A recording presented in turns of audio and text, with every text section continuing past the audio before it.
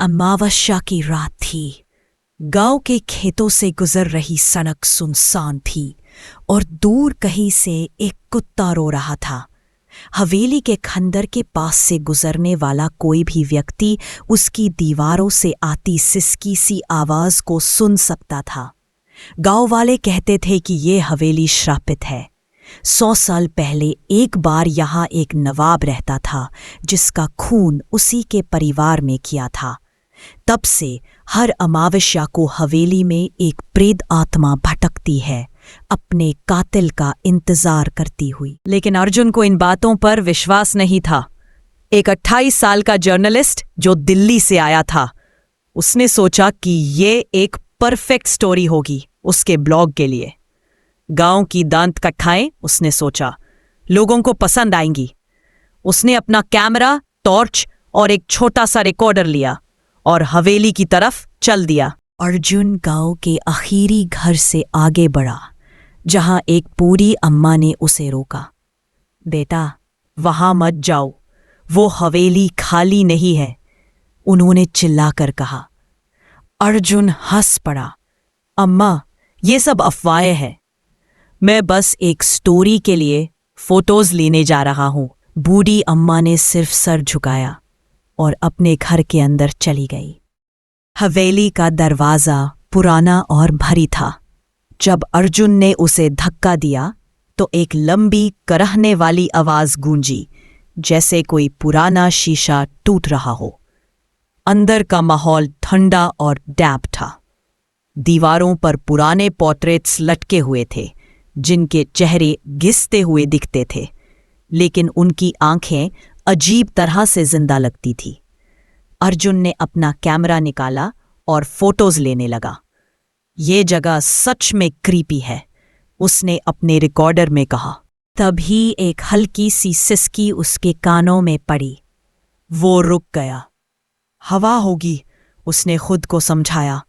लेकिन जब उसने टॉर्च की रोशनी एक पुराने आईने पर डाली तो उसमें एक सफेद साया दिखा।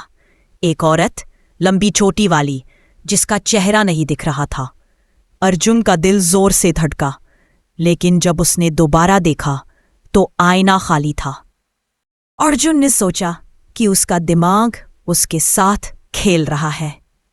उसने हवेली के अंदर घूमना जारी रखा।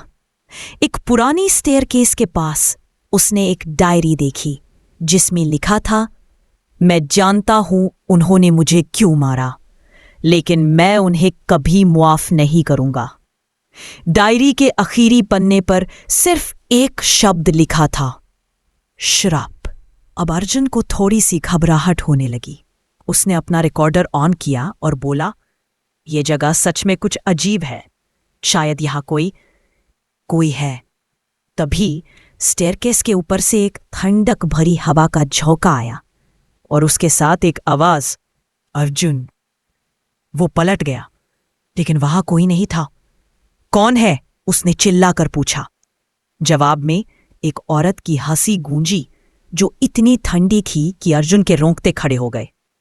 उसने अपनी टॉर्च उठाई और स्टेयरकेस की तरफ बढ़ा। हर कदम के साथ आवाजें तेज होती गईं, सिसकियां, छोटी सी हंसी और फिर एक धीमी सी विस्परिंग, तुम मेरी तरह हो। डर।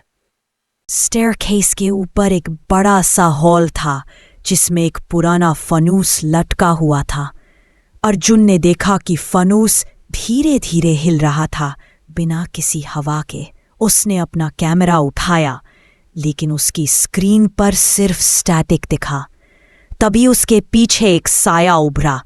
वही औरत, सफेद साड़ी में, उसका चेहरा अब भी धुंधला। तुम क्यों आए? उसने पूछा। उसकी आवाज में दर्द और गुस्सा था। अर्जुन के हाथ कांपने लगे। मैं बस एक स्टोरी के लिए आया हूं, मैं जा रहा हूं। उसने पलटकर भागने की कोशिश की, लेकिन दरवाजा अपने आप बंद हो गया। अब हवेली के अंदर का हर एक पोर्ट्रेट उसकी तरफ देख रहा था। उनकी आंखें चमक रही थी।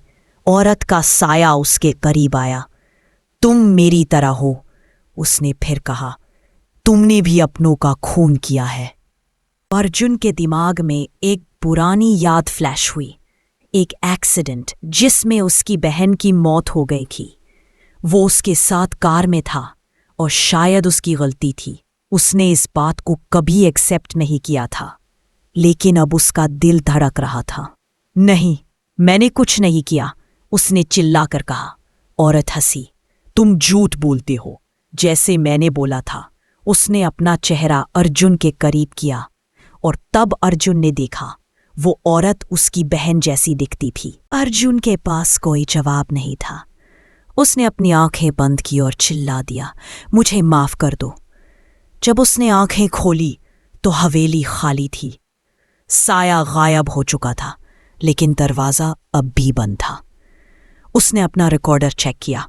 उसमें सिर्फ एक आवाज थी, जो उसकी बहन की थी। तुम मेरी तरह हो।